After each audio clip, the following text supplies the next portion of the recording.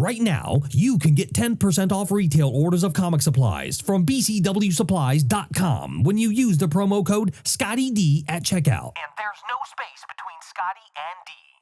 BCW Supplies. Protect, store, display. Princess Leia, Part 4.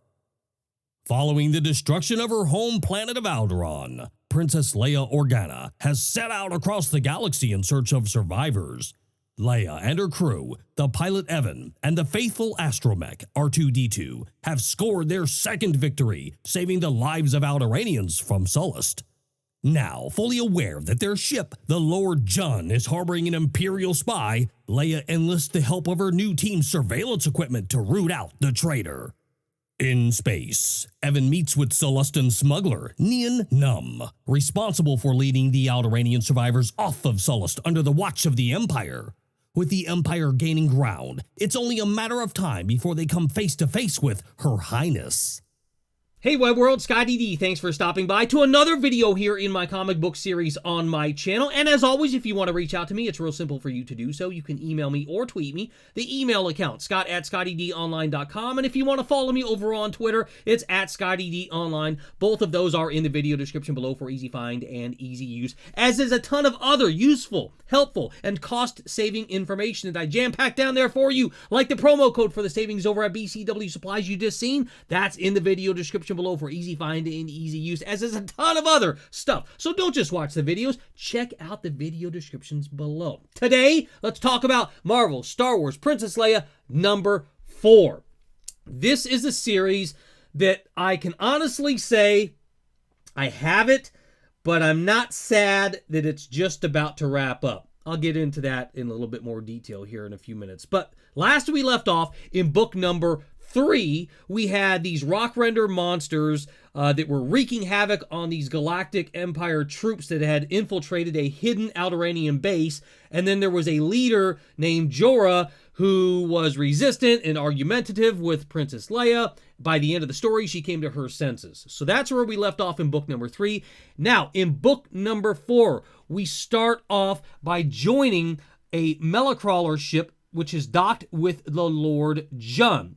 And inside the ship that is now boarding the Lord Jun is Nien Nunb, one of the hardest character names that I've come across to try to pronounce in the Star Wars universe. And Nien Nunb is getting an excited welcome from Evan, and almost a flirty kind of way. You know, and I thought that was a little weird, you know, honestly, if I'm being honest with you right now. Now, Evan and Nien meet up with Princess Leia, and Princess Leia is reviewing all of the weapons that Nien Nunb had on his ship. That's the only thing I can kind of put my hand around this one on. And then she's very grateful for what Nien has done for the Alderaanians and her and Evan and everything. So she awards Nien for his efforts. And so now off to the side of this conversation taking place between Princess Leia and Nien, there's a voice that speaks. And they're saying, hey, what are you doing to me? And when the scene comes to clarity, there is a female character named Tace that is the character that was giving away Princess Leia's secrets and whereabouts and mission information to the Galactic Empire. And of course, Jorah is part of this group of people that is dragging this young female character into the area where Princess Leia is at. And Princess Leia immediately says, hey, release the girl. And Jorah's like, what, are you crazy? This is the girl that has been leaking the secrets on your ship. And Princess Leia, being an Alderaanian, you have to understand that they're a peaceful people. They don't think first to jump to conclusions. They think things out very methodically and calmly. So Princess Leia, being that strong mindseted person, she tells Jorah, hey, look, just let her go. I'm going to take care of this. And of course, Jorah is is not happy about this. She thinks Princess Leia's lost her mind. The next shell of the comic shows Princess Leia with her hair down, very relaxed, very kind of conversational with Tace, and she's counseling Tace, but she's also inquiring what really has happened here with her giving away secrets, and then Tace finds out from Leia that these conversations that she's been having with her sister Tula over video chat, they traced these video chats down, and they were traced back to a galactic Imperial base. And so now Tace is just, what? I don't understand. And Leia's next scene talking to Jorah that she believes that Tace is innocent. She's really just fallen to being at the wrong place at the wrong time. And of course, Jorah is very apprehensive. And just about then, she's interrupted by Evan.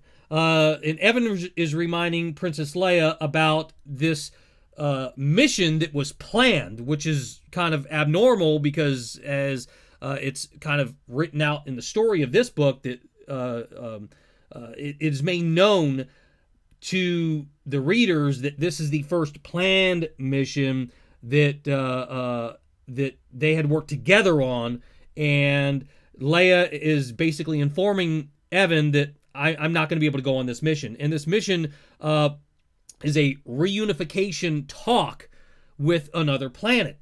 And so Leia selects a crew member off to the side and is talking with this crew member named Ewa, or Owa, or Owa, or I'm not sure how to pronounce this character's name. It's UWA. So when I read it, it was Ewa or Owa. If you happen to know the pronunciation guide for that particular character, let me know. I apologize if I'm just cramming the name and butchering it 7 ways to Sunday. When I read it, it comes across as a certain way. Definitely comment below if you know the pronunciation key for this. So she pulls our Paris off to the side and's having a conversation with her and asking her what she knows about this planet where the reunification talks are supposed to be taking place. And she seems to have a good grasp of what's happening down there. So Leia selects Owa or Ewa to represent her on this mission to Sberion. And in her absence, she obviously is got more important things to do. She's got to worry about trying to figure out what's happening with this Tula and Tace and what information's been leaked and things like that. So she's not going, but she's got somebody representing her. And at the tail end of this, she also goes, hey, Jorah, you're going with her too, but you're not in charge. You're kind of just going to follow her around and be the second person representing me down there during these reunification talks. So when Jorah and Ewa get down to the planet and meet up with this character named Chief Bionel. See, these names, Bionel. I don't know, it sounds French to me.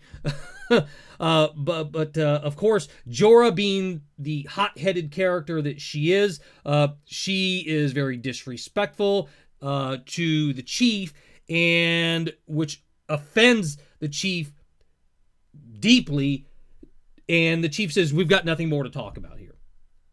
And so you think that the conversations are over. You think that Jorah has just destroyed all of this work that Leia had set and planned out to take place. And you think, all right, within the first few minutes, Jorah just thrashed it all. So we're back to Tace and the Empire fiasco right here. So of which she seems to come up with a lame brain scheme. Now, I'm talking about Princess Leia.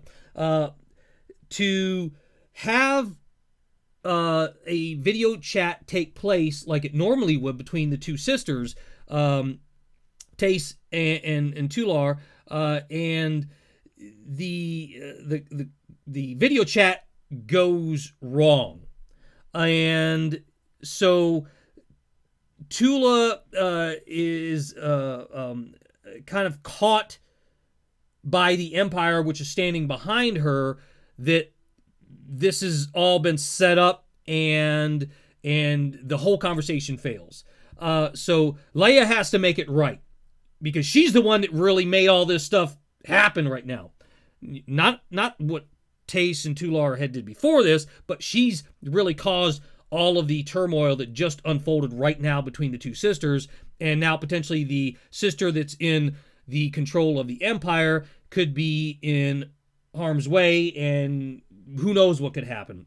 So Leia has to make it right, and so she tries to bargain over the video chat for Tula's safe release. And so now we're back to Sberion, where the reunification talks are happening. See, this book's all over the place. And so the talks that you thought were apparently over aren't. And Yua ensures to the dignitaries that are there on the planet that, all right, look, let's not jump to conclusions here. Let's not be hasty. Leia will be here. The princess will be here in person. She'll make a personal visit, and she'll make things right. Obviously, she doesn't know that Leia is doing something in parallel, which is really just going to set this thing off in 7 ways of wrong. And so now we jump cut to the prisoner exchange, and we're on the desert planet of Skaradosh, and they're meeting up with an Imperial commander named Commander Dreed. And so this whole time, Leia is coming in on her ship. She noticed a Imperial destroyer ship in orbit, and she goes, wait a minute, hold on. I thought you said that this was going to be a even trade. Tula's going to be able to leave the planet without being in harm's way, not being kind of set up. And Commander Dreed says that ship is in orbit to have ensured that you didn't come with extra help. You came alone. So that's the only reason why that ship's out there.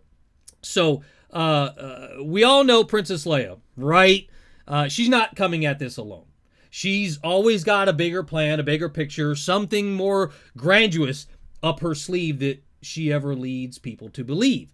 So a quick glance up in orbit to the Lord Jun, and the Lord Jun says, wait a minute, there's a whole lot of stuff coming this way. It's either a meteor shower or...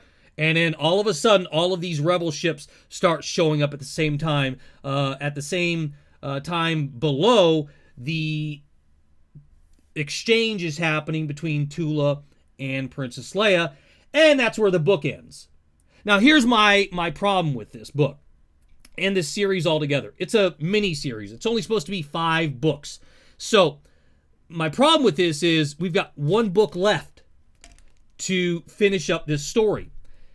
And there's a lot of stuff happening and a very short time to wrap it up. Now, with the original Marvel Star Wars series of the 70s and 80s, I felt some of the books were, even though it was serialized, not episodic, some of the books felt very rushed when they were finished up. The series at the end felt, okay, not too bad. But with Dark Horse, it was notorious that some of the Star Wars comics wrapped up, it got underneath my skin. It felt so rushed. And I've got a fear that this one's also going to end up feeling very rushed. I don't know. What do you think? Comment below. Let me know what your thoughts are about this whole series. Did you feel like it was worth it? I felt like it was there, but there's not a whole lot being done in this series other than the rescuing of the Alderaanians. That's kind of what I'm getting out of this whole series. So I'm hoping that there's some sort of a tie-in at the end of this series that wraps it back into the canonical storyline. Because remember, there's a whole other set of books that are in parallel to this. You've got the Marvel Star Wars series, you got the Marvel Darth Vader series that are happening right around the same time frames as this one. So you got to kind of figure out where it's all going to intertwine together. You know what I mean? So that's why I'm slightly nervous on how this particular book is going to wrap up in the series, which is set to hit the stands June 24th, 2015 is the next book, book number 5, and we're going to end up realizing what's happening to Leia, what's happening to the Alderaanians, where does Evan fit into this whole thing? Was it just kind of a character for the storyline? I don't know. But I'd love to know what your thoughts are. Comment below. Let me know what you think. Don't forget to share this video with somebody that you know who loves Star Wars, who loves Princess Leia, who loves to see people give their reviews on comic books. Maybe they find some interest in this. If you've already subscribed to my channel, thank you so much for being right there so I can be right here. And if you want to kick it up a notch and show your support and contribute a little bit each month to the overall endeavors and efforts here on my channel, you can do so by becoming a channel patron. Going over to patreon.com/ScottyD online. Watch what the video is all about, read what the campaign is all about, see what the perks and rewards are about, and if you feel so compelled afterwards and you want to get involved, that's where you can show your support by donating a small little stipend. As low as $1 a month, you can make a contribution to the efforts and endeavors here on my channel. And if you haven't yet subscribed to my channel, it's real simple to do so. Just go over to the main YouTube channel page for my YouTube channel, click on the subscribe icon. It's that fast. Then you become a subscriber here, and I do thank you for being right there, as I said, so that I can be right here. And as always, make sure you go to the right of that, click on the little gear icon, the cogwheel, click on that, enable the updates within there. That lets you know when I publish a brand new video here on my channel. So until the next video, we'll see you next time, Web World. If you like the comic book series here on my channel and you want to watch more, it's real simple to do so. All you have to do is go on over to my main YouTube channel page. Once over there, click on playlists. Inside of the playlist area, find comic book collecting. Click on it and all of the videos are right there. It is that simple. Thanks for watching, and may the Force be with you.